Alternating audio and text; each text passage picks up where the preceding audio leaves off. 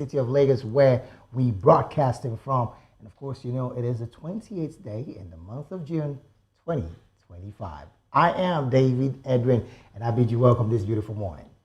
And I am Adefunke Jaisem. It's a beautiful Saturday morning live from our studio here in Lagos, and trust us to bring you the most exciting weekend. Well, interestingly, there are several amazing conversations that we'll be talking about this morning. Our major talking points this morning will be the reactions that are trailing the the resignation of the chairman of the All Progressive Congress. I'm talking about Ganduje, who did resign yesterday. This is one of our major talking points this beautiful morning. Wow, interesting times are here, and of course, politics, way to go for everyone. But let's talk about how a family has revealed new details about Abuja pastor in custody for allegedly assaulting on a minor as the father of the girl as father gets remanded in Kirikiri prison for allegedly raping daughter in Lagos. Quite, 2-in-1 tragedy. quite a major conversation, you must say. All right, there. But these are the topics of discussion this beautiful Saturday morning. However, we would also bring to you more interesting trending stories. But before we proceed, we urge you to kindly click on the subscription button and subscribe on our YouTube channel on Voice of the People TV.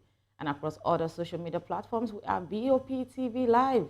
Also do well to visit our website at www.vop.ng for fresh and trending stories. As Voice of the People TV, your opinion matters to us. Therefore, we encourage you to be a part of the conversation by calling in, share your thoughts with us via WhatsApp on 090-447-32605. 090-447-32605 is the number to call because here, your voice matters. Well, interestingly, let's get to some very trending conversations that did happen yesterday. And, well, again, you must also identify that as it stands, we definitely will be giving you all that trend, you know, all across Nigeria and even Africa. And most importantly, yesterday, a high court in Nairobi has ruled that the abduction and extradition of Nnamdi Kanu from Kenya to Nigeria in June 2021 was illegal and unconstitutional. Now, when that news broke yesterday, we also did, of course, analyze it yesterday on the African news. But of course, today it's not so still, or it's still very fresh. So we have to also talk about it because the court found that the Kenyan government violated Kanu's rights by detaining him without due process, subjecting him to torture, and forcibly removing him from the country. As a result, the judge ordered the Kenyan government to pay 10 million Kenyan shillings in damages for gross human rights violation. Well, interestingly, also the court criticized both the Nigerian and Kenyan authorities for breaching international and constitutional laws. It also held that the fact that Kenyan government it also held Kenyan government accountable for failing to protect Kanu after he lawfully entered the country, noting that his detention, torture, and forced transfer breached his right to freedom, safety, and legal protection. Well, this decision has been hailed by indigenous people of Biafra as a legal victory that comes, of course, and affirms long-standing claims about Kanu's treatment and trial in Nigeria. Well, interestingly, when I saw that news yesterday, I just told myself it's about time that some truths start coming out of that situation because for some reasons, really, I feel that the Kenyan government had been complacent in the moving of Nnamdi Kanu in 2021, but again, there were no statements to that effect why he was extradited from that country and forcibly. But it's a good thing that the High Court in Kenya has, made this decision and, of course, affirmed that it was illegal, a breach of right.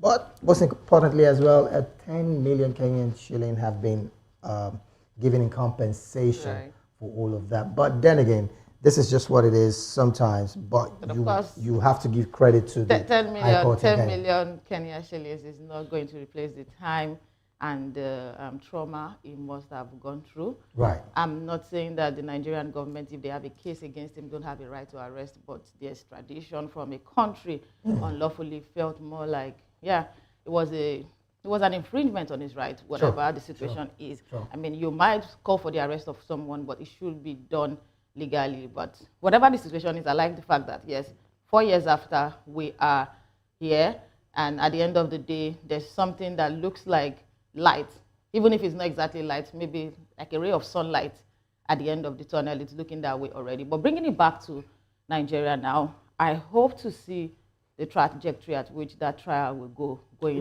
forward, because I mean, the federal government have closed their case anyways. Exactly, but you know, everybody has been calling for this. I mean, the trial should be at least have a bit of speed. And there should be some sort of consciousness around that case, that this is where we are going. There should be a time frame too. Keeping him for 4 years, and one day there's a trial, then for a period of time there's silence, then we wake up the next morning and say you want to pick on this. I think that all of that should stop now. The case has been closed, but what's the way forward? Let's get what the judgment is going to be, and that's going to be ease for him. But if he needs to also get some compensation from Nigerian government, which I'm not certain about, but I think that the Kenyan government have done the right thing. This will even give more people confidence in staying in their country, because something like this might even be discouraging. You don't know what to expect. I don't have safety in your country coming in legally. That means anything can happen overnight. Anybody can come for my arrest or not. So kudos to Kenya government. You know, one thing that, you know, strikes me so very sad in all of this conversation is the fact that, like I said earlier, the Kenyan government have been really, really complacent. Most interestingly, the opposition leader in Uganda was also done the same thing in Kenya. And the very horrible part of the conversation is he's being tried in the military court in Uganda. And as it stands, nobody knows if he will survive. Now, the question that goes to mind would be, why would Kenya consistently want to have these kind of dented imagery on her country? Knowing for a fact that even the president in Kenya is not finding it funny. I'm talking about William Ruto with the Gen Z and, of course, the entire demonstration that have been ongoing. It goes to say how much of leadership that we have across Africa. Exactly. If there is a major bilateral conversation that it's a bilateral relationship that is supposed to be upholded in all fronts, and that of course includes security, then there should be some ways to do it, some very, very legitimate ways to do it, not just moving people and putting their life at risk. That again is a major, major, major conversation that everybody's been asking. Why always Kenya? I think it's an African thing. I like that you mentioned this. You also talk about the present president. You will know that this did not even start with this current president in Kenya. Right. So it feels more like an African thing. And the fact that there is this style of doing things like we have to have our way, no matter what the law says. Nobody has said that Nnamdi Kanu was right or wrong, but can we go through the right channel? Can we always do things the right way? So it's not a peculiar case for Nigeria or Kenya. It's an African thing. You know, the need to always prove that I have the power and I can use the power.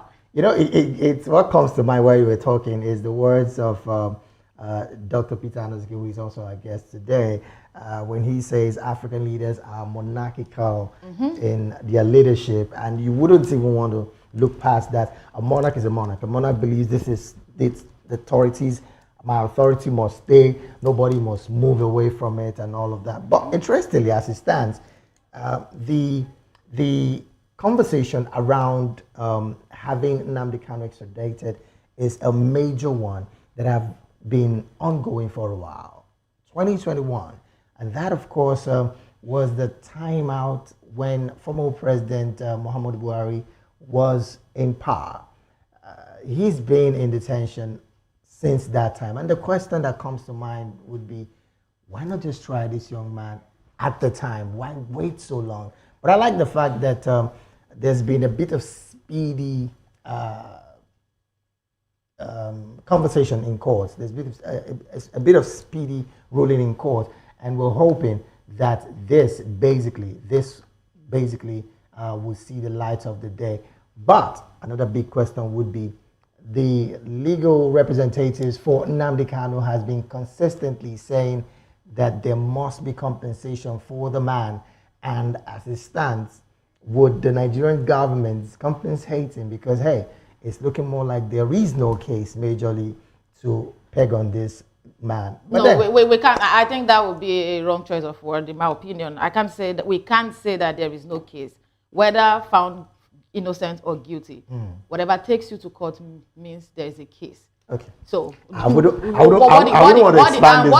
answers are. Yeah. What the answers are will now be determined by the court of law. If there are no cases, there wouldn't be evidences or need for counter evidences. But at the end of the day, we are all seeking justice for Nnamdi Kanu because that is the right thing to do as a responsible and accountable government. Right. Very, very true. Let's get to another conversation quickly. Absolutely. Let's go to Kogi State, where the former Kogi State Governor Yahaya Bello has asked the Federal High Court in Abuja to release his international passport so he can travel abroad for medical treatment. Well, the former governor, Yahaya Bello, who is currently facing prosecution by the Economic and Financial Crimes Commission over alleged money laundering involving 80.2 billion naira, made the request through his lead counsel during Friday's hearing. His legal team argued that the travel was necessary for urgent health reasons. However, the prosecution opposed the request, stating that a counter affidavit had been filed and that the matter was already before another court. They maintained that the move amounts to an abuse of court process and lack legal merits. But in another development, sad one for the nation and maybe the Northern Bloc, a philanthropist and foremost business tycoon in northern Nigeria, Alhaji Aminu Dantata, has died at the age of 94. A family source confirmed this information and that it said that the death of late Dantata occurred in the early hours of today, Saturday, at a hospital in Abu Dhabi, the capital of the United Arab Emirates. He died at about 3 a.m. Nigerian time at a hospital in Abu Dhabi, where he was recuperating from a brief illness. The source disclosed the name. That's his picture on the screen. Alhaji Dantata. I mean, you can talk about money in Nigeria. You can talk about old money in Nigeria. You can talk about philanthropists in the north and even across the nation without mentioning Dantata. Right. Recuperating at 94, I think, well, it's a good age. We just hope that God grants his soul eternal rest and grant the family and loved ones and beneficiaries the fortitude to bear this great loss. I'm sure we'll have a presidential release in a matter of time now because this is a national project. You know, one I like that line. It is a national project actually. The fact that he's been in that forefront of philanthropical gestures, right, is a plus for him. I think one of the times that I get to know about this man is the fact that he's a shrewd businessman. I mean, major contractor in some roads in Nigeria, and I'm talking about the northeast. But my take on all of this is the fact that Alhaji Dantata, yes, at 94, good old age, but another conversation that people, have is the fact that I hear that no matter how old that father is or that mother is, right, nobody wants to lose a loved one. Absolutely, because someone passed on my street, I think on Thursday, and he passed at 104. There were arguments around whether 104 or 105. Right. And some people were teary, some just had their faces squeezed, and nobody was happy. Then, when I was talking to my landlord, and my landlord was like, they are going to bury him. I said, they said he's one. My landlord said, why are they not crying? I'm like, what kind of talk is that? Why would they cry? They just lost their father. They just lost their grandfather. I said, he has younger children. I said, Baba, somebody just passed. Leave the family with the choice of how they want to mourn. But either ways, it's never easy for anyone to lose anybody, no matter how old they think they are. Very true. Because again, I look at it from the perspective of the fact that that person has a void in the life of the family, the friends. So if that void even beneficiaries, you saw I mentioned beneficiaries when I was talking about the fortitude to bear the loss, because it's important to mention the beneficiaries, they have staff, you have people that are directly or indirectly connected to him. And trust me, there are some people that are not on his payroll exactly, maybe as per monthly salary, but all of their lives depend on him. So, anyways, we hope that God grants the family of Alhaji Dantata the fortitude to bear this loss, because it might just not be irreparable, even though at 94, yes, and that is just what it is. Exactly. And of course, from all of us right here at Voice of the People TV, we put our words and our prayers out there to the people who have lost this great man. But I really want to say one sentence, particularly on the situation of Yahaya Bello. I really want to go there. Asking for his passport to be released back to him. Look, for pressing health issue. So, David, let me say something to you. Just last week, Yahaya Bello was seen in a video where he was in a car and he had to address a crowd somewhere in Kogi State. Right. Even with the ulcer pain I deal with, I won't have strength to do that. What he did. What he did. Good. So sometimes I think that these politicians need to employ PR specialists like us to help them create a public perception. But then again, so that ahead of your court case or your appearance in court, we can prepare you 3 months ahead, maybe with bandages. I mean, you can learn from Dino Melaye. No. You can fall from the tree. Jesus Christ. Yeah, we've seen that. Or you can as well maybe fall from the bed. Either ways, just do something that would. I'm not saying that it doesn't have any ailment. I like the fact that you brought the comical part of this conversation. And even though, yes, we're not promoting that these people go ahead lying to Nigerians and the rest of the world about things that are not wrong with them. But the part that gets to me is the fact that he's asking for his passport to be, released back to him so he could travel. So that's what I'm saying. So if it's that terrible. He commissioned the hospital in Kogi State. What's happening to the hospital? There are a lot of facilities in Nigeria. We see a lot of adverts. We see a lot of commissioning every new day. And there's this title of world class. Right. Whenever any project is being commissioned, it's always world class. And then the world class becomes a local class. We don't even know what class it can be in, but whenever they have a need to flee, there's always the thing about flying abroad. Then you begin to wonder, where is the world or the class in the facility you commissioned as a governor? Or maybe the governor, who is supposed to be his own person, decide not to employ anybody or stop paying the people there. You have hospitals in Lagos.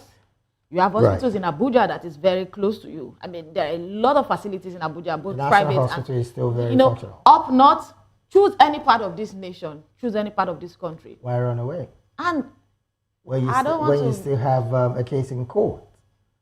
And to be very fair, really, I think our security operatives should do better when it comes to having evidences towards a case so that cases do not linger. Even though, yes, you want to say this is a high-profile case, but 80 billion taxpayers' money allegedly. 2 billion. Okay, the 2 million, I have to take it off so that it looks round figure. It's plenty, but 80.2 billion, really, it's so much of taxpayers' money. It's so much that you cannot just wish it away. It's just not right. If you have evidence, that's why I said the security operatives, the EFCC, the police, and all should do better. Bring evidence, expedite cases, do not make it linger. Even though, yes, this is a high-profile case of a former governor who is being, of course, allegedly accused for laundering or presidential aspirant misusing. When they say that we are an evidence of the people at the top, the reality is not far-fetched, really. If the likes of Yahaya Bello, who a lot of people say is the youngest aspirant to want to vie for presidency, is being painted or accused of these kind of mismanagement of funds to the tune of 80.2 billion naira. And I mean, what is the future of Nigeria when it comes to leadership, particularly? Well, for leadership in Nigeria, I do not believe in giving the young, allow everybody a fair playground to contest. Right. But I do not believe in giving someone priority because he's younger. I do not think that being young takes away. You should do. No, I do not believe that 92 years old Biya in power in Cameroon. I do not believe that being young makes you better off. I believe that it's process, and I believe that your values matter too. So it's a journey, and that's it. I believe that politicians can do better whether young or old. Oh well, let's try to just hang this in there because of our time, and this is where we have to just take a very quick break. When we return, we'll be looking at what the front pages of the national dailies are saying this beautiful morning, and of course, introducing our guests in the studio, and of course, virtually. And I hope that you stay with us throughout the end of this conversation. It is still Saturday morning, boys, right here on Voice of the People Television. We'll be right back.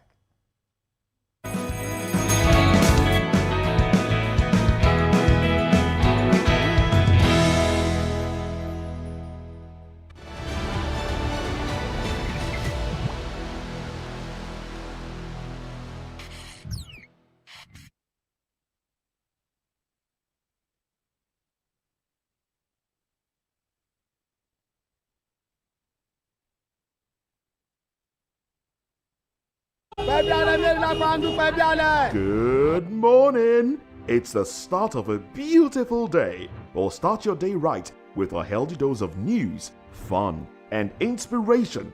Join us on VOP this morning for the latest news, trending topics, and uplifting stories to set your day on the right vibe. From news and current events to lifestyle and entertainment, you are covered. VOP This Morning, 8 a.m., Monday through Friday.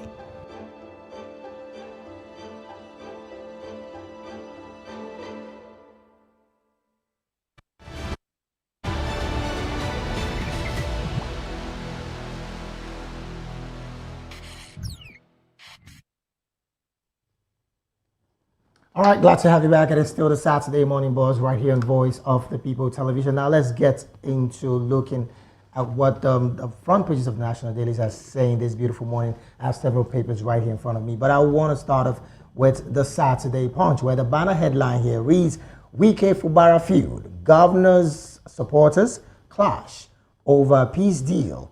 And the sub-writers there reads, it's surrender, not reconciliation, according to ex-commissioner. Resolution climax of Tinubu's efforts, says ex-reps members. Resolution climax of Tinubu's effort, says ex-reps reps member. Well, by the side of the nameplates there is another headline that reads, Rape, Speed Darlington kicks as Naptip declares singer wanted. Speed Darlington kicks as Naptip declares singer wanted. Beneath the nameplate, other headline reads, real reason Abata couldn't kill Tinubu's mother. MKO Abiola's son, Jamiu, is the one on that particular conversation. You can read it up as well. But by the side of that particular headline, you see other ones there. Why APC National Chairman Ganduje resigned. Interesting there. Beneath the banner headline there, other headline reads, deadly jealousy. Blood bruises as ladies fight dirty over men. Interesting. Border policemen raped us en route to Libya. This according to a returnee reeling out her account. And other headlines, 14 Chinese face deportation for aiding terrorism in Nigeria. And then the bottom strip there, you find other headlines that reads, Ogun final year students commit suicide after suspension for examination malpractice. Well, these are the headlines right there, the front page of the Saturday Punch. I would rather want us to take one more paper before we call in a guest to react to the paper. So, a different please, can you do the honors? Let's do one other paper. All right, let's go straight to the cover page of Saturday Telegraph, where the top story there says, Why Ganduje resigned. Story available on page 3. Corruption allegation cited, the Kwakwaso factor, and ex-APC chair left party on health ground. This is coming from Onondoga.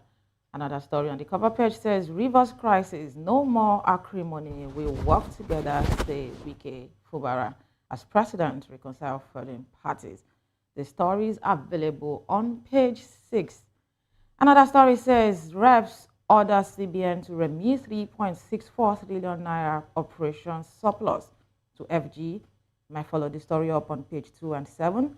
And also we see State Police, National Assembly's moves to seek citizens' endorsements as reps schedule zonal public hearing for July. Police party chieftain reacts. All of the stories available on page 4.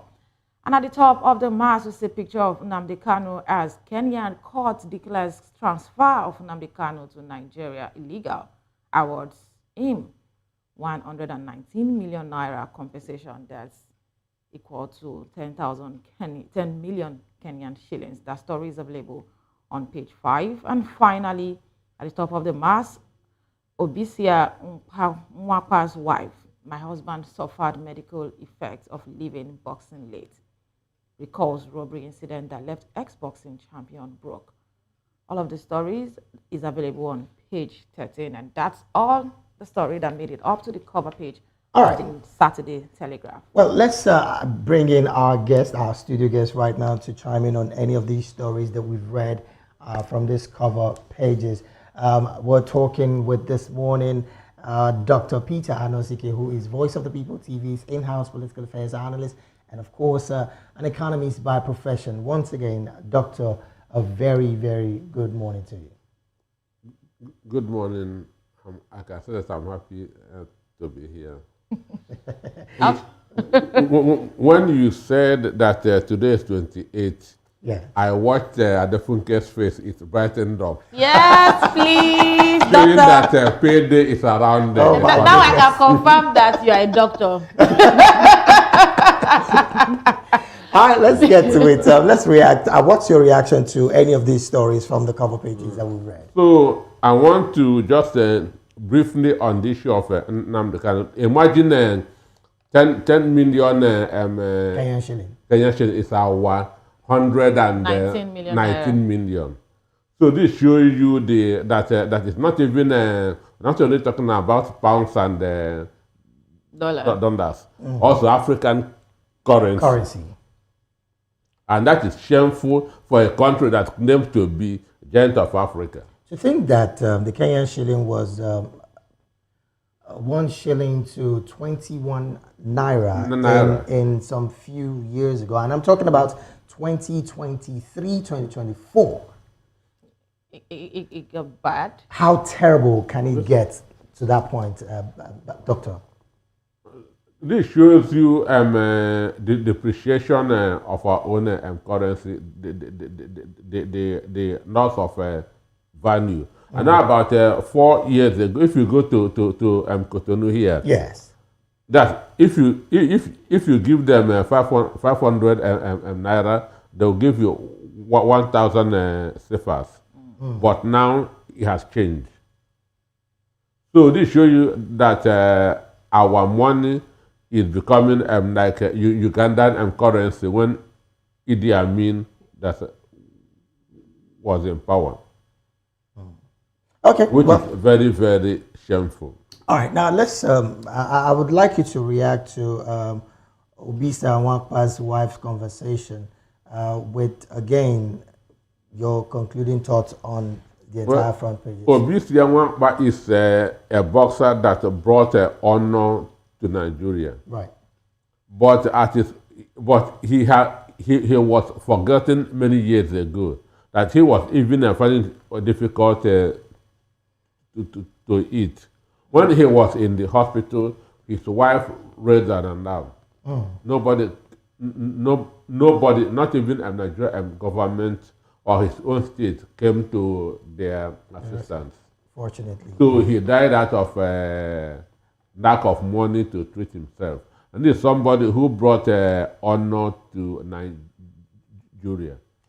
Again, the heroes past, I'm hoping that someday soon... No, or they have changed it now. It doesn't care anymore. Before it was said that the numbers of our heroes past. So they don't want to... So that's why the national anthem was changed It's a different. Okay, so we just hail Nigeria and move on now. Yes. Okay. Oh, well, because of our time, really, let's just let you. Well, this is where we have to draw curtain on the newspaper review this beautiful morning. And we'll be heading straight to the main conversation now. What are we going to be talking about just in a couple of minutes from now? Reaction trails Alhaji Ganduje's resignation as APC's chairman. Interesting. These and more are what we will be talking about just after this quick break. You best want to stay with us. We'll be right back.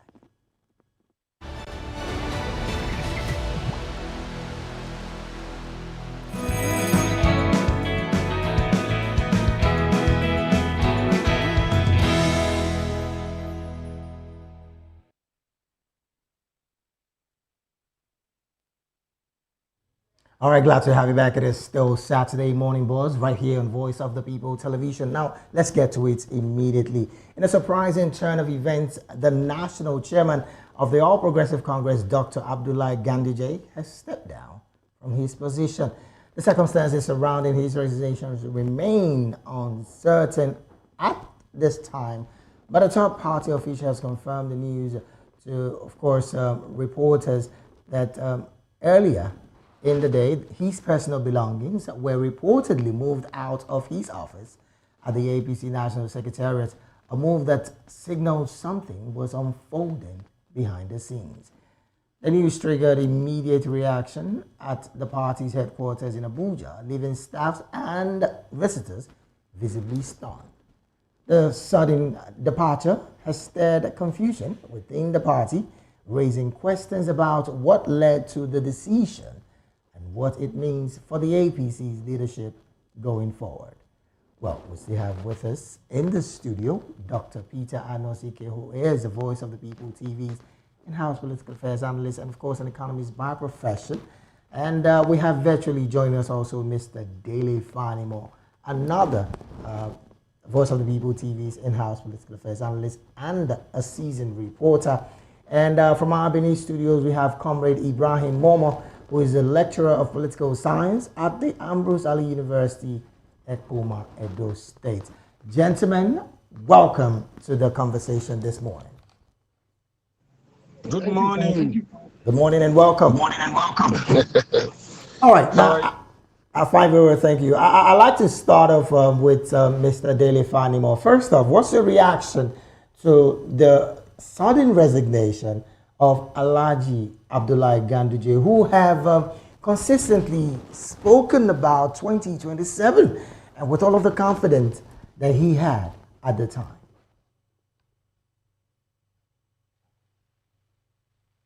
Well,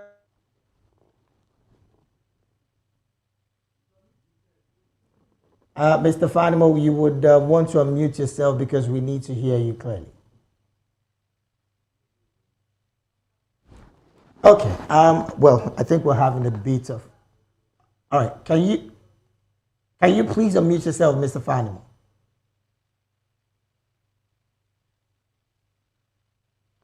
Okay. I think we're struggling with the network there, but I don't know if Comrade Ibrahim Momo is available right now.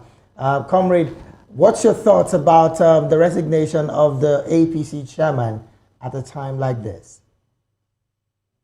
Good morning. For me, while people are expressing surprise, I wasn't surprised by the resignation.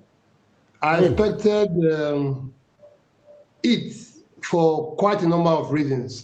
Firstly, the fact that we have been hearing that one of the likely successors to Shettima as vice presidential candidate of the party was going to be Rabiu Musa Kwakwaso. And if we know a little bit of their history, and these two individuals are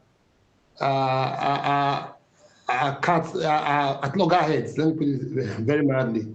Secondly, is that it is in the character of the ruling party, the APC, that their chairmen do not complete their offices, their terms in offices.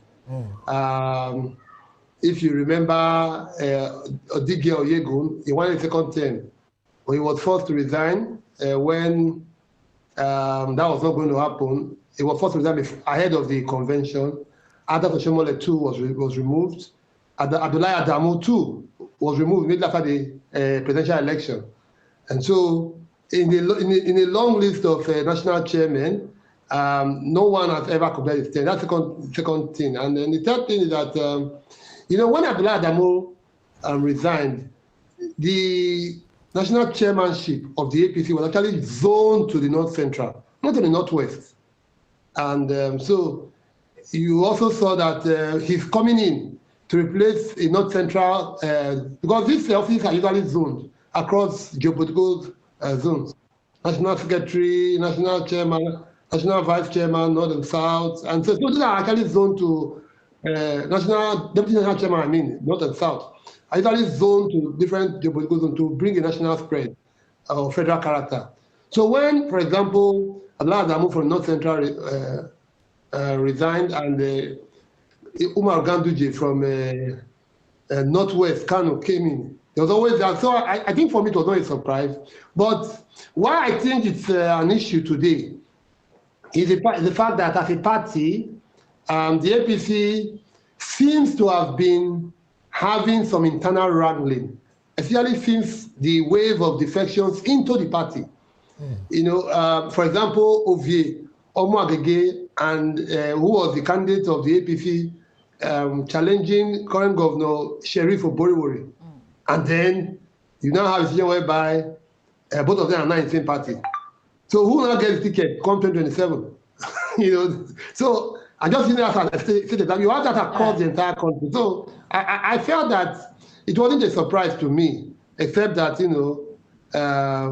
maybe the excuse of health with Abdullah Ganduje is everywhere. So that is not somebody who has a health issue. We see him very, very active. In fact, I think he was in Akwa Ibom a couple of days ago, if I'm not mistaken. So wow. That's not somebody who was well, sick. well, when it comes to sickness, you can't be too sure, even though it might just be another political press release. But when it comes to health, and not saying that he needs to travel, if he needs to step down because of health, it might be a good political score point. But let's come to Ms. Dr. Anosike in the studio. Doctor, let's get your reaction. What do you think about all of this unfolding at a critical time like this? The truth is that Tinubu imposed the Ganduje on APC, that's on the party. His reasons, I don't know. And I have said over a year ago that Ganduje wouldn't stand on in the office because the position belongs to the North Central. The person who was there before was from Nasarawa State. So he did not complete his tenure. So another person from that state should have. That's the same problem that the PDP was having. Understand me? So the geopolitical zone did not complete the tenure. But this issue of health challenge is childish. Yeah. Understand me? It is very, very childish. They can deceive children below 4 years, not even 5. Understand me? But the issue is that there's a book I read 35 years ago by Hadley Chase titled The Way the Cookies Crumbles. And the book said no matter the option I choose, people are going to die. So no matter the option that Tinubu chooses, he's going to get hurt. No matter the option he chooses, he's going to get hurt. APC is in a serious crisis as we speak. I like the fact that you said that no matter the option the president chooses, and of he's course going to get hurt. That seemed to be a major statement. From what angle do you think the president would get hurt by his decision? Now, we understand that according to some quarters, one of the reasons for Ganduje's resignation was the fact that Kwakwaso also had a conversation with the president, and he had also said that one of his conditions for coming in to rejoin the APC is Ganduje's removal. Do you see any of this being a factor for Ganduje's resignation, aside the fact that he's come out to say it's just on health reasons? You know, the deputy Senate president is from Kano State.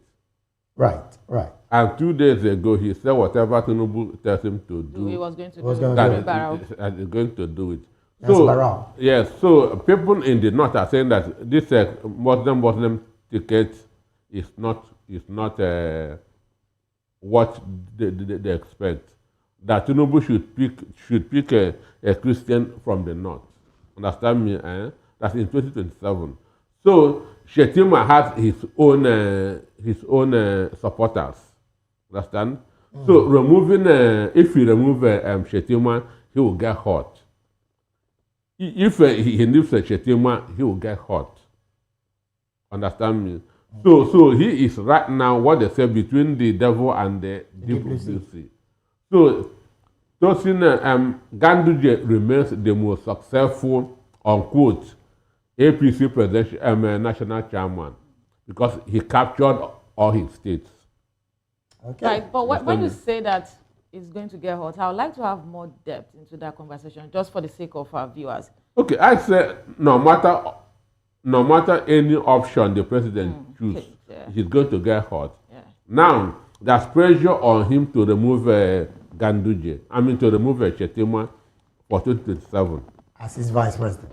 As his vice president. Even the deputy senate president has indicated interest. Okay. Understand me? He said if Tinubu tells me that to run, I will just say thank you, sir. Yeah, but right now we should focus on governance. So Focusing on government is just political statement. Right. Because people has already starting mentioning his name, and Shettima has his own supporters. Right. And somebody in APC has said, if you remove Shettima, you lose our votes. Okay. If you don't run with Shettima, you lose our votes. That was what happened on the crisis in KB or whatever. Gombe. He has his own supporters, so removing him, understand me, is not going to be that's a piece of cake that's for the president. Then not removing him is also a problem. Okay. I'll still come back to you, Doctor, but I'm going to come straight to Mr. Dele Fanimo. I strongly believe that he's with us in this conversation. Let's get your reaction, Mr. Fanimo. In all of this, there is also a major conversation surrounding the fact that according to Saturday Daily Trust, one of a political chieftain with the ABC has said that Ganduje was forced to resign. Let's have your broad reaction, basically, in all of this. See, just like the last speaker, my friend Peter said, it's a dicey situation. But when you weigh the options in politics, the constant thing in politics is it's a game of number. It's a game of number. One, the party will not want to lose about 3 million votes coming from Kanu. And Kwakwaso is a very formidable movement in Kanu. Kanu delivers one of the biggest votes in any election, particularly presidential election in this country. Don't forget that Shettima is coming from a minority group, the Kanuri group. And the vote of Kanu would automatically swallow the vote of Bonu, and the sphere of influence of Shettima is not as strong as that of Kwakwaso.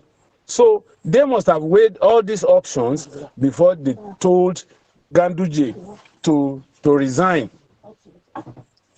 So naturally, there is no way that a Kwakwaso will not subsume a Shettima as vice presidential candidate. So the permutation is about vote, nothing else. And Ganduje cannot remain as the party chairman in spite of his achievement, just like Peter said, quote and unquote. He has been moving like a train that only a person that wants to commit suicide will want to stop, try to stop it. But then the options are very, very clear. We want Kanu at all costs. Now that we have Delta, now that we are likely to have rivers, Akwa Ibom is in Akiti, Kanu remains a force to reckon with. Now, the vote of Kanu can dismiss the whole of a whole region in other regions. It is widely said, Mr. Fano, I'm still staying with you. It is widely said that politics is a game of interest.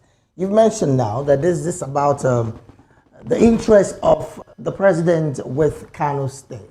Now, taking out a Ganduje, isn't that another loss on his part? Knowing for a fact that, just like you mentioned, and of course, just like Dr. Peter has mentioned, he's achieved so much with the party, with bringing in to the fold several other guys from other states. Isn't that a plus enough to still keep him in power, even though you still desire him, and of course desire Kwakwaso in the mix, on the part of the president? The party hierarchy must have sat Ganduje down and must have told him that you can always get something else apart from being the chairman of the party. But now we need to subsume interest for another interest to come in. And they are doing it early enough so that whatever is going to be the backlash would have been resolved before the election. If this is happening close to election, like 3 months or 4 months to election, then that's when there will be much problem, because fixing those patches, those cracks, would have been a little bit difficult.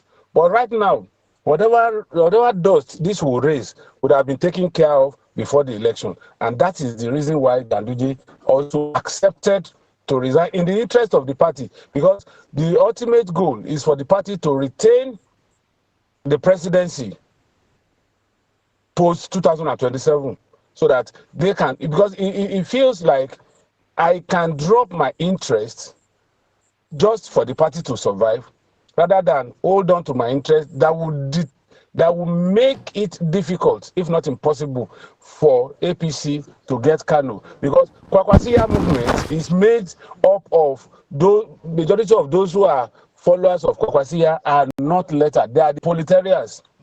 They are the masses. So he needs them. He needs them, and the party needs them. Okay, let's still come to the Amidst studios, and I'm going to go straight to you, Comrade Ibrahim Momo. There is a conversation surrounding the fact that, according to the Weekend Trust, on that same headline I read out, that Ganduje was forced to resign. It states here that the head of one of the security agencies was at Ganduje's residence around 2 a.m. on Friday to demand his resignation letter. Now, again, this conversation about forcing him to resign, does it spell a bit of major crack with the ruling party, or is this something that some quarters are trying to have their way ahead of the party's decision of still having him, because it's looking more like some persons in the party want Ganduje in the party? What's your take with these conversations? And again, noting the fact that 2 a.m. in the morning, a head of security agency was found in Ganduje's apartment.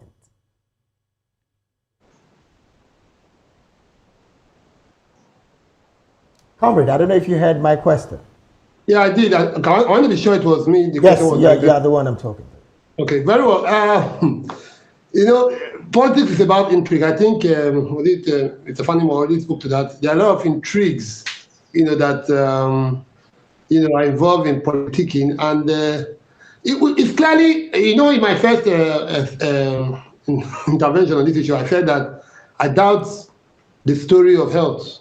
I'm not buying that for a dime. Obviously, there's nothing about this issue that shows the health, because the man has been everywhere, and I still hold that view, even though you counter that perhaps health is not something that can happen at any time to anybody. So, Right. but for me, I know that with the wave of recent defections and then the ambition of the president to run for a second term, come hail or rain, I was sure that these kind of things were definitely going to come up, going to blow over the film and then becomes open to the public. I was very certain about that. So I'm not surprised that, that even at the dead of the night, you have all these movements, that is being reported.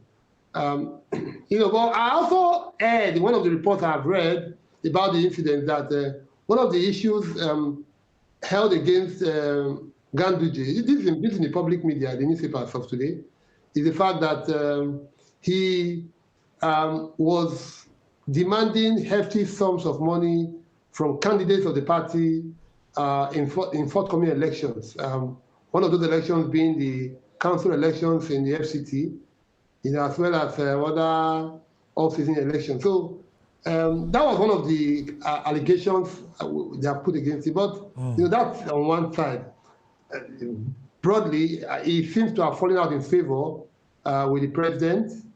And then because his rival, Kwakwaso, is being wooed, not just into the party, but even into a key position as even the vice presidential candidate of the party in the coming 2027 election, it shows that something had to give, and Kwakwaso happened to be the fall guy, in my opinion. Okay, all right. I like the fact that you brought that in, but let's come down here to the studio. Doctor, a lot of conversation have been ongoing, and as I saw you chuckling when he was reeling out one of the allegations that that was seen in some of the dailies this morning. But there is a conversation about use and dump of some of these men by the ruling party, and of course political parties to be precise. This is what, according to some quarters, this is what they do. What's your take about the fact that Ganduje was even seen a couple of days ago in a function receiving people into the party, and days after he's saying for health reasons he has to resign? Well, that's on the report by Daily Trust is real, that he was forced out. But the calculation now is going to destroy APC. Because one, two people, Northeast was assured of producing Tinubu's replacement by 2031. Successor. Success. And that was and it was these people from the Northeast, Shettima and Nuhu Orebadu, that skimmed the RFI out. Understand me? Right. So the security report on RFI was manufactured just to make sure that he will not be powerful till 2027. Understand me? Okay. So, but is that supposed to be like a frame? Is he not culpable in any way? No, it's framed. If they are saying security or report about, he would have been going that to court by now. Okay. Is he going to any court? The answer is no. But he's not fighting it either. Fighting what? He could have sued too. Wait, they said that there's a security report against him. I get it. From DSS. Why has DSS not taken him to court? I get your point. That's why I said he could as well have sued too for defamation. No, if you say I'm a thief, take me to court. But I can be angry as a thief if I'm not a thief and said I'm taking you to court. No. I mean, he's not really busy now. Priorities. He's not really busy now. Before the coalition came up. I mean, this has been on since 2023. And this will have been something more serious for him to even win the heart of the people if he's able to present a case and make a case for himself. He has been working underground since then. Understand me? Even now, this thing that they want to do, if they bring Kwakwaso in, the possibility of making Kwakwaso from the northwest, right, where Buhari comes from, presidency again will not augur well. And Nuhu Ribadu, who is number one now to succeeding Buhari and Tinubu in 2031, may not just fold his hand. Interesting. But in North Central, it's not keeping quiet. There are a lot of people that are actually looking forward to succeeding Tinubu in 2031. So much permutation everywhere on 2027. And I can say here that just like he mentioned, when you look at the plus and the minus, I mean, there are too many factors that you need to put together for you to build what possibly would be looking visible for 2027. But then, I don't care, let's go. All right, thank you so much, Doctor, for that reaction. But let's continue as we move straight to another very concerning topic as family reviews new details about Abuja pastor in custody for alleged assault on minor as father gets remanded in Kirikiri prison for allegedly raping his own daughter in Lagos State. Well, we will be discussing this and more after this break. So please stay with the morning boss. We'll be back shortly.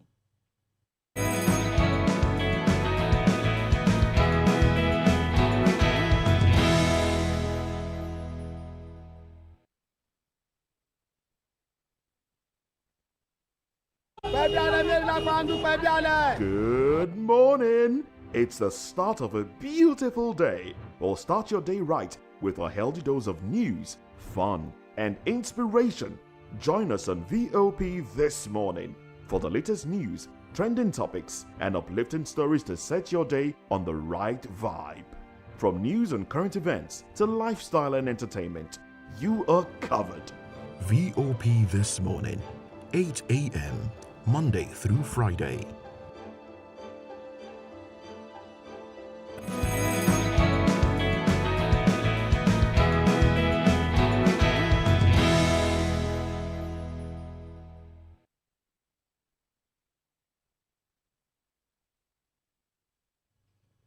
Many thanks for staying with the Morning Buzz on VOP television this beautiful Saturday morning. But it's a very disturbing development in this particular case as Pastor Amos Issa, the founder of Prophetic Victory Voice of Fire Ministry in Gwagalada, Abuja, who remains in custody for allegedly raping a 14-year-old church member. The assault reportedly occurred inside the church auditorium where the minor was locked in, assaulted, and later threatened with death if she spoke out. According to family sources, the pastor has a history of luring young girls into private areas using his tinted car. His arrest by the Federal Criminal Investigation Department shocked a community that once viewed him as a man of God. His Facebook post promoting holiness now stands in stark contrast to the disturbing allegations. The 14-year-old victim, an only child, was allegedly assaulted inside a newly built church office. More victims may exist, and investigations are still going on. This is quite heartbreaking. But yes, in a similar case in Lagos, another case sparked outrage as a 50-year-old man, Ramoni Seriki, has been remanded for allegedly raping his own 13-year-old daughter. These cases are fueling a national outcry for action. Nigerians are demanding urgent reforms, stiffer penalties, and a system that truly protects the girl child from sexual predators, both within the home and trusted institutions. I mean, I don't even know what to make of this conversation, these topics, but we still have with us in the studio,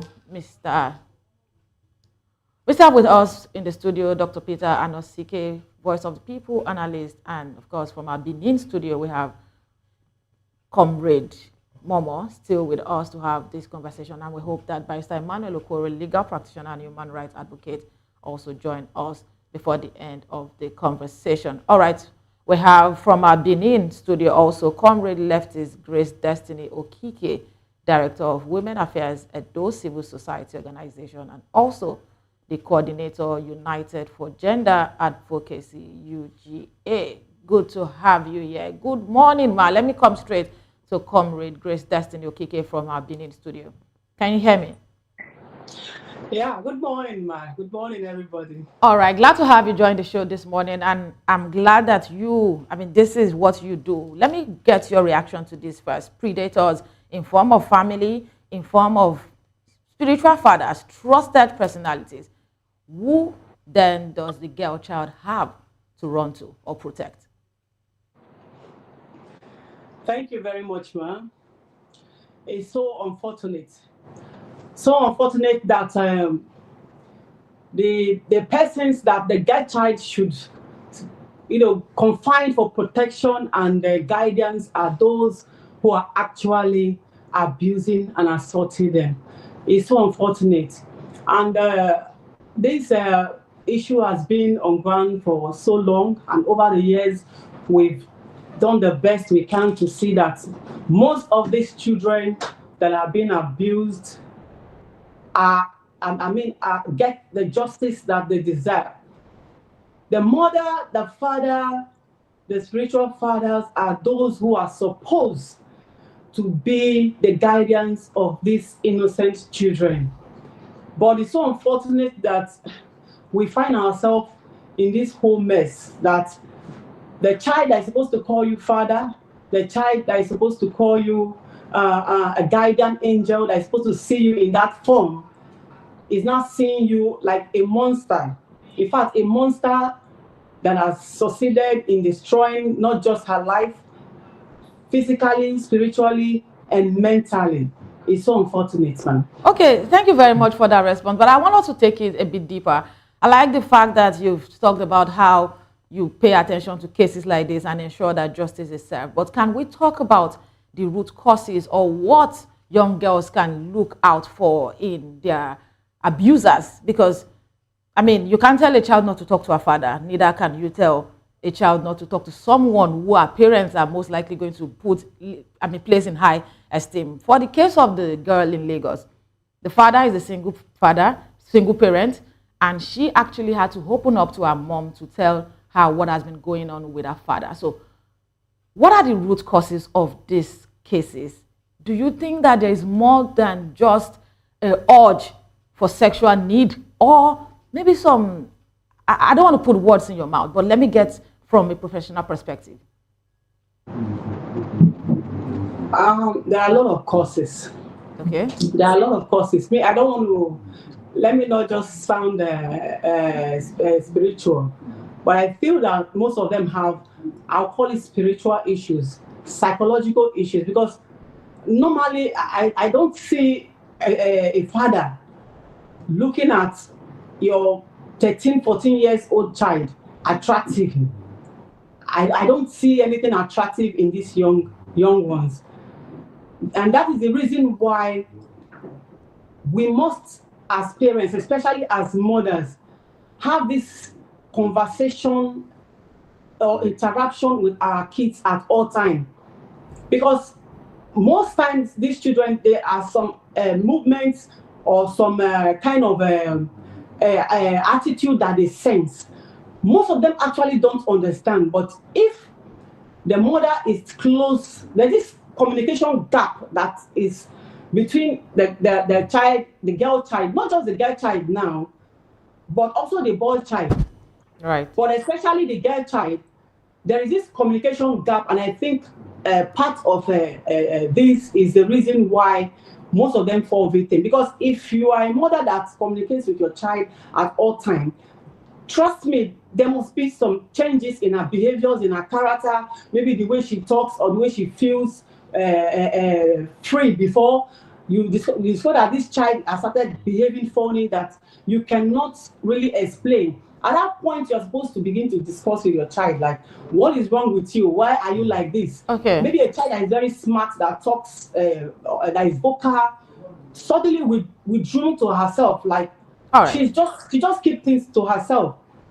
So, all right, mothers should have this communication gap to look at, especially what their child is going through part-time. Sorry. Okay, thank you very much for that response. But let me come to you, Doctor, here in Lagos. There is the case of a girl. Yes, I guess from Benin Studio said that parents should look more, understand maybe the body language on changes when it comes to the girl child. But I think that more has to do with persons involved. But there is a part of that report that said that some of the people within the community and even church members were able to attest to the fact that it wasn't the first time that the pastor was going to be luring younger girls and assaulting them. What does this say about our society and the so-called title of being a spiritual head? I mean, How much reverence? Where should we stop when it comes to calling out the good from the bad? This is beyond church now. Even for some evil in the society, you see a lot of people get away with something, maybe because they are the major provider in this environment, or maybe they are the richest, or maybe a cleric. I don't know if you get my point. So where do we draw the line? Where do we tell children that no matter who this person is, this is the point where you need to disrespect them and speak out loud? Well, for me, the issue of spiritual is fake. Understand? Okay. The issue of anybody spiritual is fake. I stopped going to church at 25. That was 1996. Until today, it remains one of the best decisions that I've made. That I stopped going there to church. Understand me? So the issue is this. Parents should develop a relationship with their children. Understand? A child should go beyond just a son or daughter to a friend. Right. And a friend is somebody who opens up to you. Whatever is bothering her, Confides in you. she will feel free to come and tell you. And you must develop that environment. Doctor, in her case, she actually opened up to her mom after the deed had been done. That's why I'm asking. I know. Where should we draw the line? At what point, when we train children, we tell them respect people. We tell them that, oh, you can't talk to this person anyhow. We tell them that this person is older than you. And as a matter of fact, as parents, we're even making our pastors Lord. So automatically the child takes it from there. So how do we set a standard that no matter who this person is, this is the way to go? I mean, the child could have protected herself before going home. No, that's when your daughter is very open to you. Whatever is happening, she will be telling you. Understand me? I was here. Look at what this person told me. This person said I should come here by so and so time. Understand me? Okay. Understand me? That's being a proactive. Okay. But I believe that men who you're talking about the root cause. Men who engage in this miss something when they were growing up. Understand me? That's why Miss something. miss something. Excuse me. Okay. I used that to tell people at any age you are, whatever all your peers are doing, follow them and do that. Okay. And that's fortunately that's the way I grew up, and I'm proud of it. When my age mates were breaking people's windscreens, I followed and break windscreens. When they were throwing stones on people's roofs, I followed. When they were chasing wooing girls, I did that. Did I tell you what's on my mind? So at the end of the day, excuse me, at the end of the day, this is what I've done. Understand me? Okay. This is what I have done. Understand? So there's nothing that will make me to begin to go back there because I'm not missing anything. Okay, let me get the reaction of our guest from our Benin studio. Actually, I'll come back to you, but our Benin guest, Comrade Destiny Okike, has something to say, and I would like to get a perspective on this case. Please go ahead. I wanted to add, parents, especially their mothers, should learn to teach their children the parts of their body that nobody, no matter whom the person is, should go to. In fact, they should emphasize on it. Okay. They should make their children know that this part of your body and this part of your body, no matter how close the person is, no matter how close, whether a family member, whether a pastor, bishop, whatever title or emblem they put on, they should never touch this part of your body. When you sense such movements, raise an alarm. Right. Okay, I'm still going to stay with you, Comrade Grace. Interestingly, there is a mental health disorder that is called pedophilic disorder, and that, of course, is characterized by a recurring instance of sexually arousing fantasy on human beings, urges, and of course, behaviors involving children and all of that. Pedophilic. Now, I'm not aware that anybody, whether spiritual or physical, is exempted from this kind of trait, but it is about self-control. Now, that's on the part of the humans, both male, both female. But I want to talk on the part of nurturing, of our kids. You see young ladies these days wear things that are not within our cultural traits, and you want to say, some persons will say they were sexually harassed. How do you speak to the dressing of young people? And I don't know if you're very aware. No, Relax. You are not going to go that road to address. We are talking about children. No, David, no. I am a woman. These are minors. I'm a mother and I'm a woman. Talk about boundaries. I like the fact that you mentioned boundaries, and Comrade Grace also mentioned the same thing. There are cases in church where even people that take care of children in churches have complained about kids that will not allow you clean them up in the bathroom because their parents have told them that nobody has the right to their body. Sorry, let me talk from an angle of a parent. I have a case, I have an incident that I want to cite. You are not trying to allow me land on my thoughts. No. And that when it comes to dressing, it's a no. Okay, these are minors. Whatever our cultural values are, even in those days. Can you allow a child wear what you, even as a parent, there is no part of that report that talked about how the child was badly dressed. Can we talk even in our culture, we've seen women beautifully dressed in their native outfits, even for weddings where they only get to cover the breast part and just their bum part. The every other part of their body is literally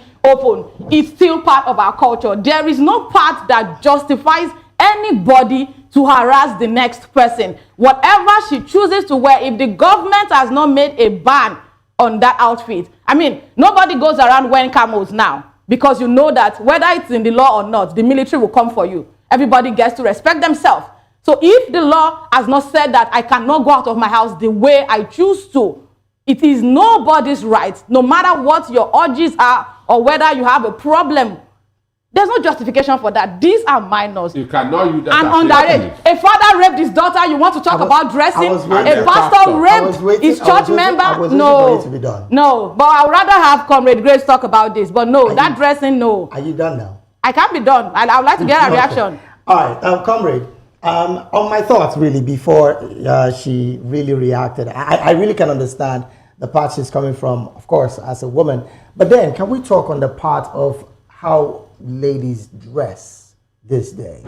And of course, the fact that a lot of persons, young ladies, I don't know if you're very aware, on TikTok, there is a particular challenge in Nigeria where young ladies go as far as opening what is supposed to be a private part in public. That's not their church, though. Okay. I will first of all join my sister to say. Of course, I wasn't expecting anything different, but then go ahead. I will first join my sister to say that the way girls dressed is not a criteria. It's not a right for you to say because the way the girl is dressed, that was she said she dressed seductively and that she has seduced me. No, that's why the scripture permits me to quote the scripture. That your eyes, you should be aware of what your eyes sees, and you should add self-control. You said it earlier. You mentioned it.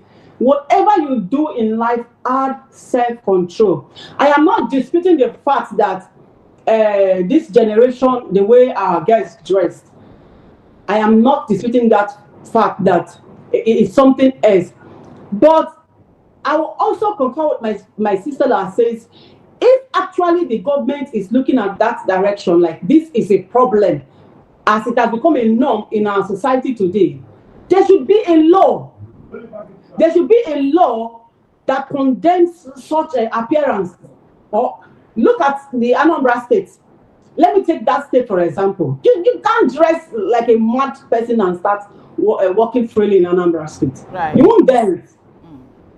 So if that is the part of the reason why most of them are saying it is the way the girls are dressed, then there should be a law. There should be a law that will put a ban to that. There should be a law that will control the way our young girls dress.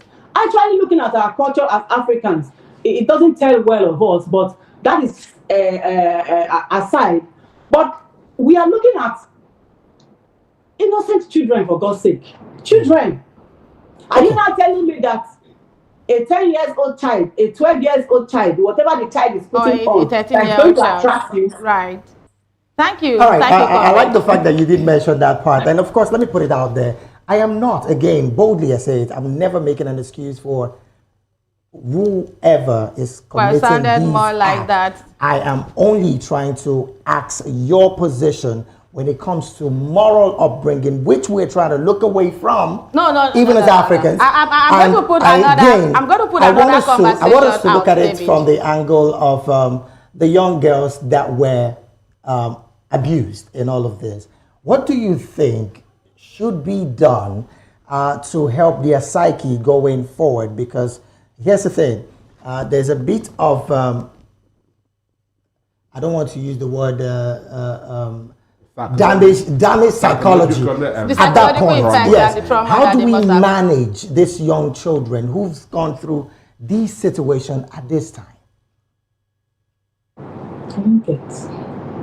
Okay, Comrade Grace, he was talking about the management of the situation when the deed has been done, but I want to take a bit of step back now because there's no correlation between the age group of the people or the victims involved in this conversation and how the society should shape how adults dress. But Dr. Anosike was making some body language while you were talking, so I would like to get your reaction. No, we're talking about minors here. We are deviating from the argument. From the argument, right. Because it wasn't about whether there was a challenge. It wasn't about a case of anybody found on social media and was raped. These are people. The two cases are, one is a church member and the one was raped by our own father. Right. So there was no justification for the link. So it's not an attack on you. There was no justification for what our societal standards are. But let me get your reaction to this situation, because I really want to talk about that barrier, that gap, because I was trying to state an example earlier. At about, I think at like 4 or 5 years old, somebody had to complain to me in church that my son doesn't allow anybody enter the bathroom with him in church, and that it was becoming a norm that she's not harmful, but sometimes she sees that he prefers to talk to a man. And I told her that, see, in school, they train them that their body belongs to them. And at home, I continue to emphasize that no woman, because even as a parent, apart from having to bathe him, I do not go to the toilet for cleanup. That early training was important for me, because so that I will not do it and tomorrow my sister will come and tomorrow my cousin, and we don't know where to stop it. And it became a standard. So there is no, when you want to rape people, people rape mad women. We see crazy people on the streets pregnant. People rape them. Were they looking attractive? No. So let me get your perspective as a father.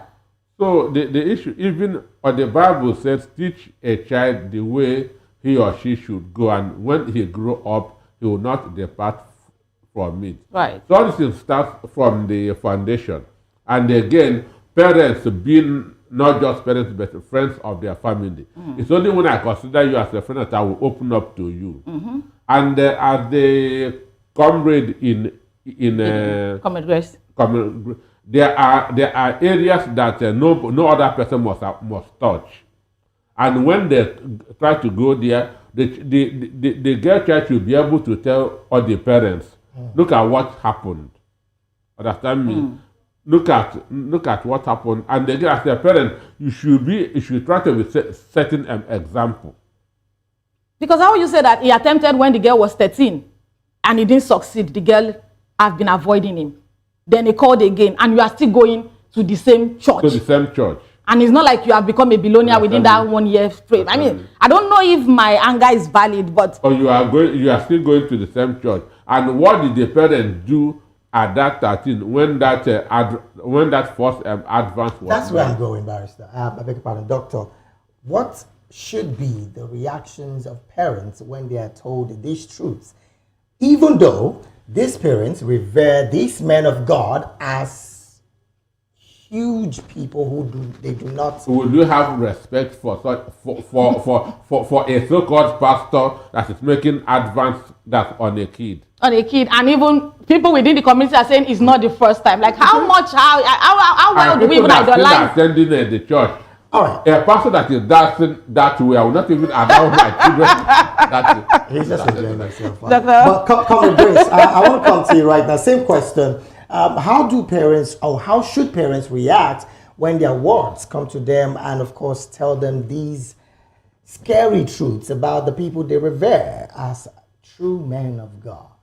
Because this case is clearly one like that. Thank you, sir. Every good parent should actually be mad. When your child comes to you and tells you, this is what has happened to me, you should go at length to make sure that that child sees that you stood behind her or beside her, or stand with her to make sure that justice is served. Reason is this: if you don't react, if you don't fight for them, the psychological effect is coming back not just to you as a parent, but to the society at large. So every good parent should react, should do the best they can to make sure that those children get justice. And aside that, medically they should also look at these children, because most of these men, you don't know the kind of diseases that are infections that they have. And most times parents also look out of ignore this health aspect of it. There was a case I actually handled years ago. The woman actually did not, at least the mother didn't follow up medically, and later she discovered that the child started having some pulse and the awful smells and discharge. It was that bad, and it was at that point she began to ask questions. It was through the intervention of some of our organization members, who later took the child to the clinic and make sure she gets the medical care that she deserves. Before that child managed to open up and begin to explain, look at my situation. Now, if that woman has actually been that close to her child, like my sister there talked about, I beat my children. So I sometimes I actually don't understand how far these parents are to see that child actually got to that stage before she realizes the damage the situation, or the damage the child has faced. Oh well. All right. So every good parents, whether the child is your biological child or not, a child that is under your care is your child.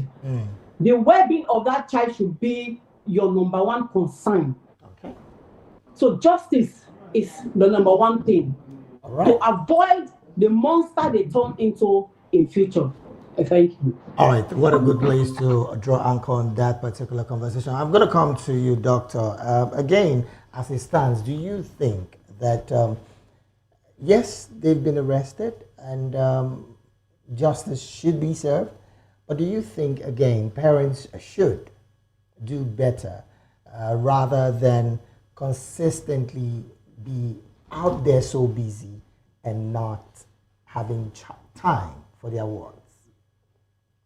For me, the success of a parent is not how many houses they have built, how many cars they have bought, but how have their children turned out.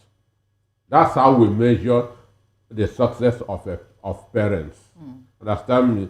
So, and the most precious thing the most precious gift of a woman is a child. So you must not make that precious child that's something of a secondary. It should be your primary focus. Understand? Whatever you are doing, have all the money in the world, and your children are touts. You are poor. So this should be our priority. Understand me? Okay. Making sure that our children are our what? Pride. For me, I take, no matter how busy I am, I take my son to school by myself every morning.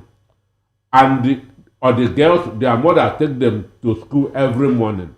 Okay. Understand? Right. And when they come back, you need to look at their body to see if there are injuries, wounds. So you can ask what happened. Yeah. Understand me? True. Right. Because they may have injury and they may hide it from you until it will begin to decay. Okay, so I'm still going to stay with you, Doctor. On the part of stigmatization on these affected young people, how can it be managed? Because let's also face it, the man in question is a popular man of God, and when the story, of course, broke, members of the church would have identified who the child possibly is. But let's talk on the path of stigmatization. How can it be managed very well on the psyche of the children? One, they need because psychologically they have been damaged. Right. One, because it did not come voluntary, they will be afraid of men out there. Maybe this guy could be like the other person. So they need to be, their psyche need to be rearranged. Understand? They should, counselors can come to advise them. Okay. Understand me? Because the trauma can stay with her even up to 50. Yeah, beyond counseling, do you think there's a place for rehabilitation too? Should we be taken as serious as that? Psychology, understand me? Going there to make sure that her thinking process is turned. That's the importance of rehabilitation, and it is counselors that will do this. Okay. Understand me? All right, Comrade Grace, glad to have you back on the show. Let me come to you. Being your field, when you address situations like this, how do you help the victims and how do you take care of the family? What's the first thing to do in situations like this, outside the court case? Situations like this, you, first of all, like I said earlier, the medical aspect is very important.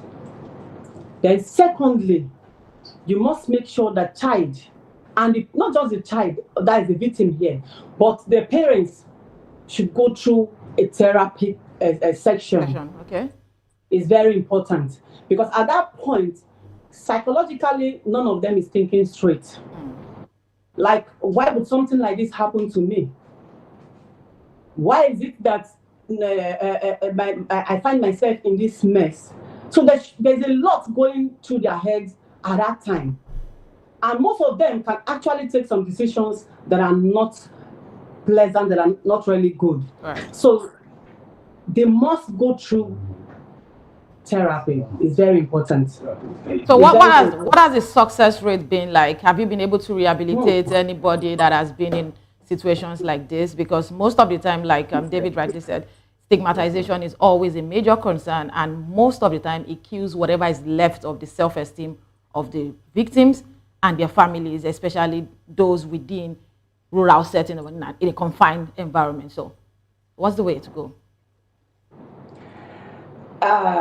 People always look at the stigmatization as a big issue.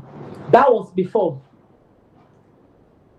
Because when you come across these victims, depends on the way and manner you handle their issues. Depends on the way you talk to them. I tell you, a lot of them have come out strong. And a lot of them, in fact, have taken this campaign on their own. Like, I was a victim. And today, look at me. Look at how well I'm doing. Before now, no rape victim want to come and speak, no. But I tell you, some of them, they stand their ground and use themselves as example to speak to others who are still hiding out there. that it doesn't change anything. It makes you stronger, it makes you better. It makes you better than whoever you think you are. Because the issue of she was a rape victim. You see a lot of them, you see they shy away. No, you let them know that it is not their fault. It is not their fault that they find themselves in such situations. These strong words, trust me, have made a lot of them come out as bold women, strong women, and better women. And I tell you, they are part of this fight and this campaign. All right. Well, thank you so very much, Comrade Destiny, for sharing your thoughts on that one. I mean, that's a very beautiful place to draw anchor on this conversation. We would urge you to stay with us as we get to trends. But in just a couple of seconds, Doctor, quickly, aside the 25 years thereabout imprisonment for any rapist, is there any stringent judgment that can be given to any who is found a victim or a rapist by court? When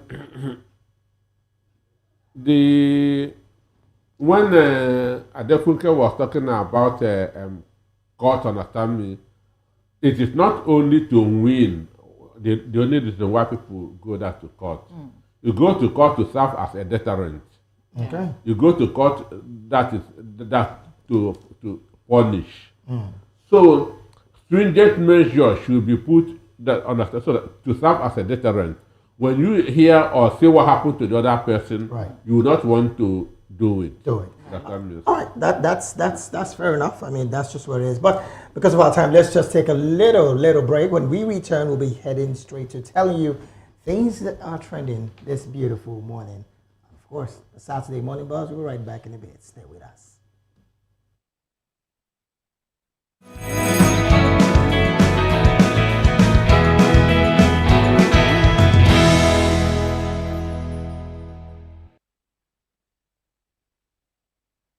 We encourage you to click on the like button and subscribe to our YouTube channel. We are Voice of the People TV. Also follow us on all our social media platforms. We are at VOPTV Live. Visit our website www.vop.ng for fresh and trending news. Also watch us live on SLTV channel 264. VOPTV, Voice of the People Television.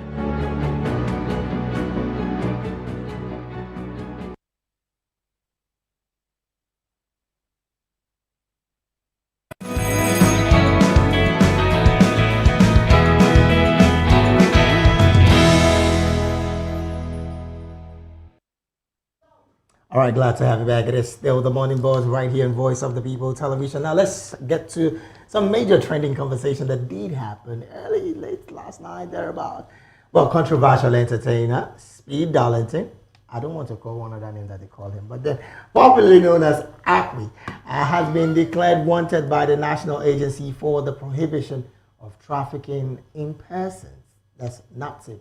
The agency is seeking his arrest over allegations of rape, cyberbullying, and cyber stalking after he failed to appear for questioning scheduled for May the 30th. The investigation stems from a viral video where Akwi was heard claiming he had sexual relations with a 15-year-old girl at a hotel in Onitsha. In the video, he described the encounter in disturbing details, prompting public outrage and swift attention from authorities. Although Akwi responded to NAPTI's invitation, stating the comments were a publicity stunt for a new song and requested a reschedule to June the 27th.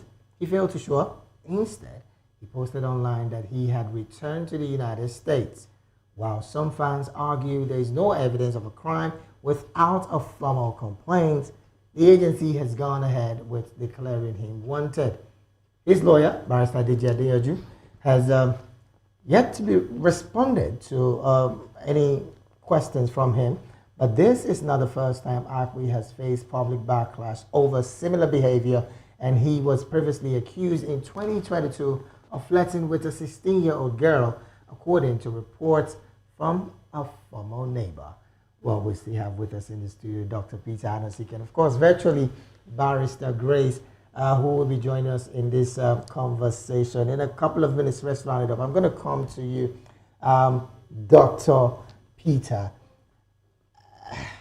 This is another kind of situation that we left from a couple of minutes ago. But of course, cyberbullying comes to it, cyber stalking comes to it as the accusation. But he said it was for publicity stunt.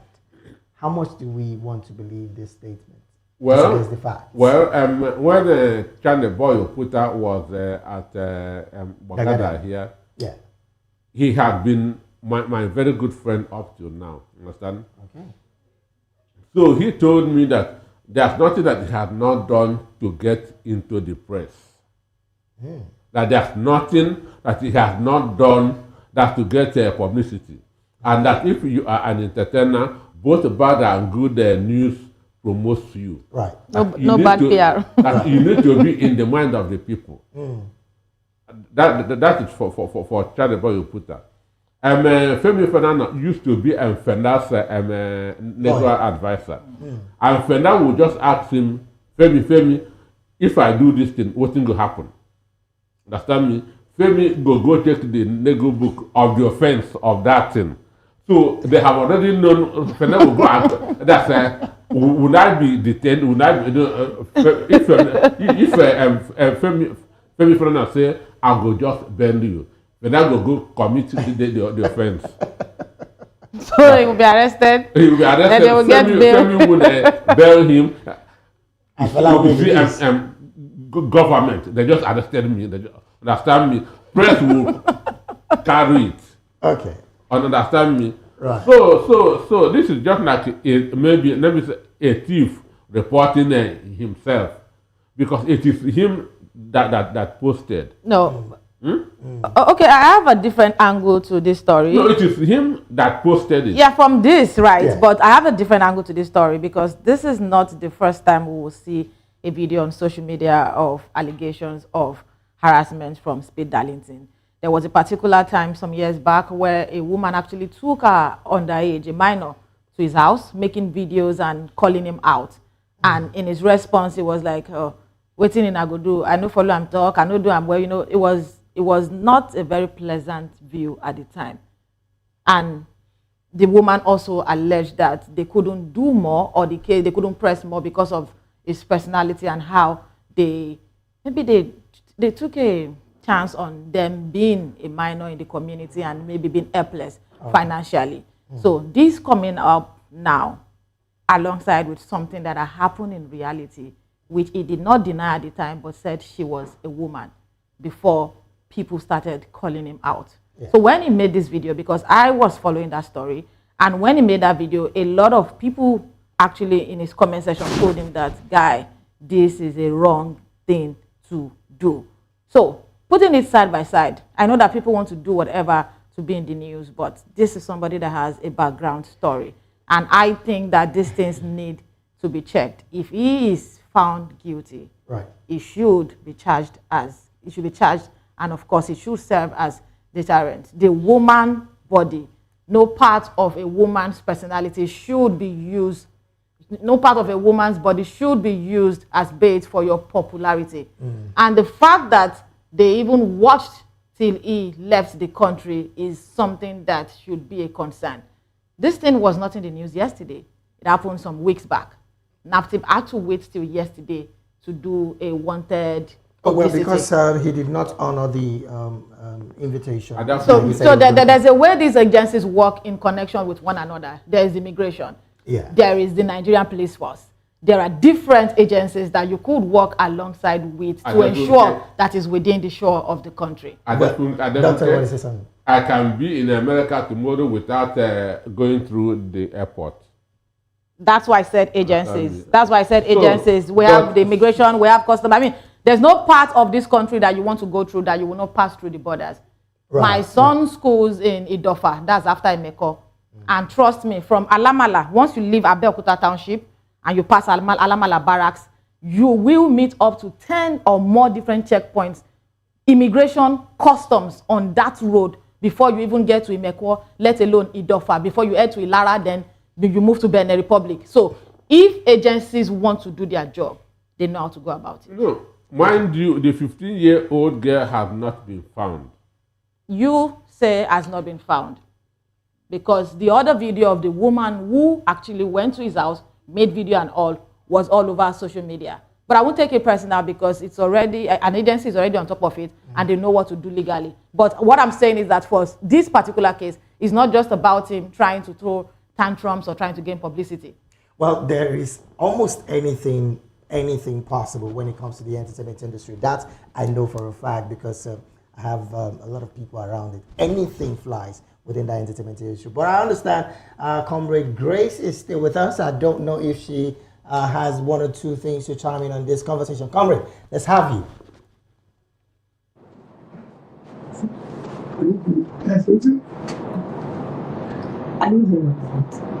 Oh yes, on the conversation we're having about Acme and the entire allegation, of course, being wanted by a national agency in Nigeria for molesting a 16-year-old at the time.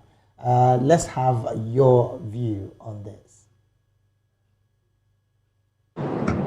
The issue of molestation in our society is something else. But I think the government is not doing enough on this particular issue. Okay. The government is not doing enough. When you say the government is not doing enough, what else do you think the government can do? If you talk about the reason why I said so is this. Sometimes when you try to dig into the causes of this molestation, you discover a lot of them. As you just see me here, so the society is so frustrating.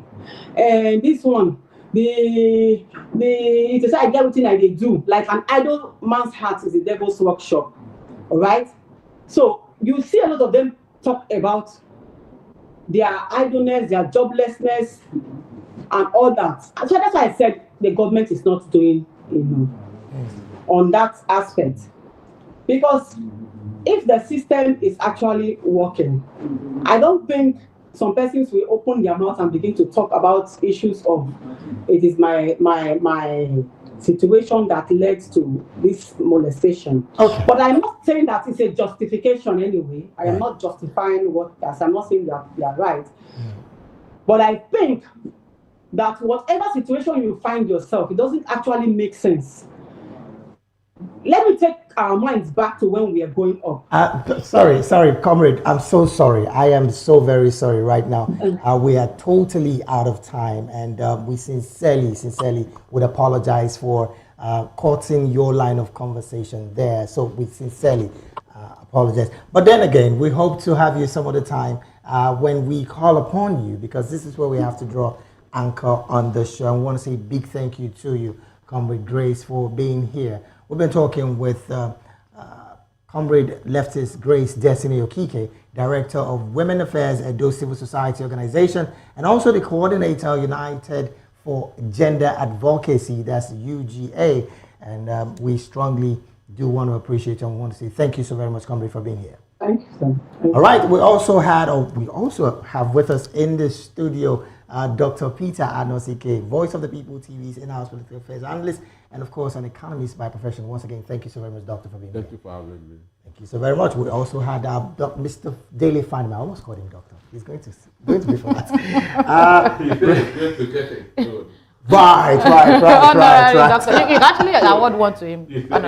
Okay, one time. You want challenge now. Mr. Daily Fanima, seasoned reporter, I want to say thank you for being here, and of course, Comrade Ibrahim Jimo from our Edo studios. I want to say thank you also for being here on behalf of myself and my colleague Adefunke Jaisimi. It's a beautiful weekend having you guys join us, and we want to say thank you so very much for being here. Until we come your way again, same time next week, maybe with another crew.